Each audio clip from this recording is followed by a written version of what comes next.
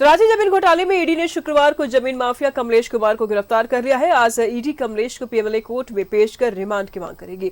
5 समन पर गैर हाजिर रहने वाले कमलेश से एजेंसी के जांच पदाधिकारियों ने पूछताछ की तो उसका रवैया असहयोगात्मक रहा। सवालों पर टाल मटोल करता रहा। पूछताछ में कमलेश ने ईडी के सवालों के जवाब नहीं दिए। वहीं कई प्रश्नों को लेकर उसका जवाब संतोषजनक नहीं था। ऐसे में एजेंसी ने रांची जमीन घोटाले में उसे देर शाम गिरफ्तार कर लिया और इस दौरान ईडी ने चाबा में गैर मजरूआ जमीन के कब्जे, जमीन खरीद बिक्री में हुए लेन देन की जानकारी मांगी, लेकिन कमलेश ईडी के सवालों का जवाब देने से बचता रहा। वहीं ईडी पुराने मोबाइल फोन के विषय में भी पूछी तब भी कमलेश ने कोई जवाब नहीं दिया, संतोषजनक जवाब नहीं दिया। सवाल ईडी लगातार करती रही, कमलेश टाल मटोल करता रहा। ईडी ने कमलेश पर गोंदा थाने में दर्ज आर्म्स एक्ट के केस को भी टेक ओवर कर लिया है।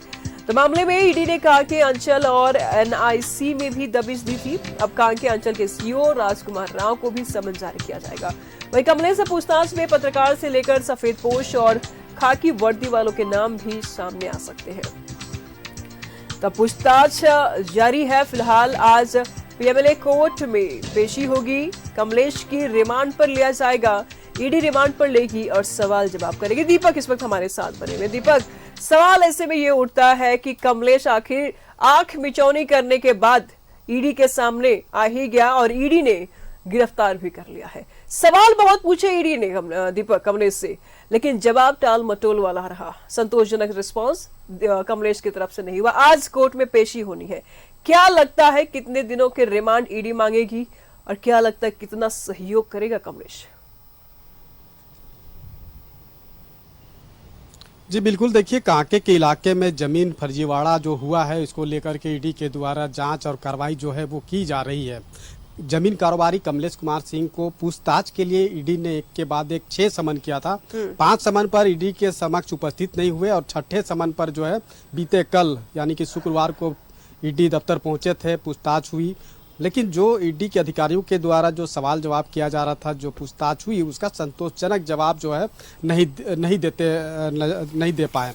तो जाहिर सी बात है, जब संतोषजनक जवाब नहीं दे पाए तो उस परिस्थिति में टाल मटोल ही करते हुए नजर आया और यही वजह है कि ईडी ने उसे गिरफ्तार कर लिया। गिरफ्तार करने के बाद आज उन्हें पीएमएलए के विशेष कोर्ट में पेश किया जाएगा और पेशी के दरमियान अब देखना होगा कि ईडी कितने दिनों की रिमांड की मांग करती है और कोर्ट से कितने दिनों का रिमांड मिलता है। क्योंकि इस मामले को लेकर के ईडी रिमांड पर लेकर पूछताछ करना चाहेगी और जैसा आपने सवाल भी किया कि कितने दिनों तक जो है ईडी रिमांड मांग सकती है, तो 14 दिन जो है वो न्यायिक प्रक्रिया के तहत 14 दिन की जो रिमांड है वो कोई भी एजेंसी जब किसी को गिरफ्तार करता है तो उसे मिलता है।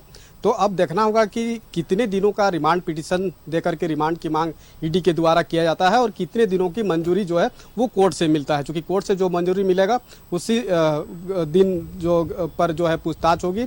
दोबारा लगेगा ज़रूरत ईडी को कि दोबारा भी पूछताछ करना जरूरी है तो दोबारा ले सकती है, लेकिन कुल मिलाकर के 14 दिन तक रिमांड पर लेकर के पूछताछ किया जा सकता है। अब देखना होगा कि अब कितना दिनों की मंजूरी मिलता है और कितना दिनों का जो है डिमांड किया जाता है। लेकिन जब रिमांड पर लेके पूछताछ अगर ईडी करेगी तो कौन कौन से ऐसे बिंदु पर अगर पूछताछ करेगी वो उस पर अगर आप देखें तो पुलिसिंग हाउसिंग सोसाइटी जो बसा है उसमें भी ज़मीन जो है वो बेचा गया है।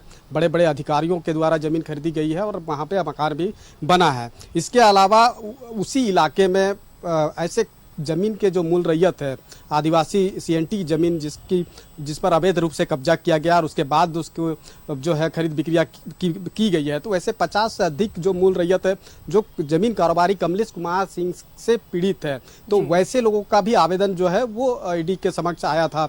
जब बीते 10 जुलाई को ईडी ने कांके अंचल में जब छापेमारी की थी तो उनसे संबंधित पूछताछ होगी कि आखिर अब तक जो है वो कितने ऐसे ज़मीन जो अवैध रूप से कब्जा किया गया है। चूँकि सीएनटी एसपीटी एक्ट के जो ज़मीन है आदिवासियों की ज़मीन, उसकी नाम हस्तांतरित नहीं होता है किसी मतलब गैर आदिवासी पर, और वैसे ज़मीन की अगर गैर खरीद बिक्री हुई है और गैर ज़मीन का जो हस्तांतरित हुआ है तो जाहिर सी बात है कि फर्जी दस्तावेज के आधार पर हुआ होगा। तो उनसे संबंधित सवाल पूछे जाएंगे कि कौन कौन से ऐसे ज़मीन की जो है वो खरीद बिक्री किया है जिस पर अवैध रूप से कब्जा किया गया, या फिर फर्जी दस्तावेज के सहारे बेचा गया है, तो उससे संबंधित होगा। इसके अलावा बीएयू के ठीक बगल में सरकारी जमीन जो है उस पर अवैध रूप से कब्जा किया गया। तो ऐसे कई सवाल जो है वो ईडी जो है वो करेगी और तमाम राज जो है वो उगलवाने की कोशिश जो है वो जमीन कारोबारी कमलेश कुमार सिंह से करते हुए नजर आएगी। चूंकि कमलेश कुमार सिंह ही पूरा जमीन के जो कारोबार अवैध रूप से किया गया है, कब्जा किया गया है, तो इनके सिर्फ यही एक एक्यूज्ड नहीं है, इसके अलावा कई ऐसे लोग हैं जो ऐसे कई चेहरे हैं दीपक जो बेनकाब हो सकते हैं। बस सवाल तो होने दीजिए, ईडी पहले मुंह तो खुलवाए कमलेश का, उसके बाद देखिए कैसे कैसे चेहरे हैं जो सामने आते हैं। नजर बना रखिएगा दीपक, लगातार हम आपसे अपडेट लेते रहेंगे। फिलहाल शुक्रिया आपका इन तमाम जानकारियों के लिए। अभी तो गिरफ्तारी हुई है कमलेश की, आज पीएमएलए कोर्ट में पेश होगा कमलेश, ईडी रिमांड पर लेगी और फिर सवालों की बौछार करेगी। देखने वाली बात यह होगी कि इस जाल में और कितने चेहरे फंसे हुए हैं और कितने चेहरे बेनकाब होंगे, क्योंकि एक के बाद एक परत दर परत सारे परतों को ईडी अब हटाती जा रही है, जांच अब करती जा रही है।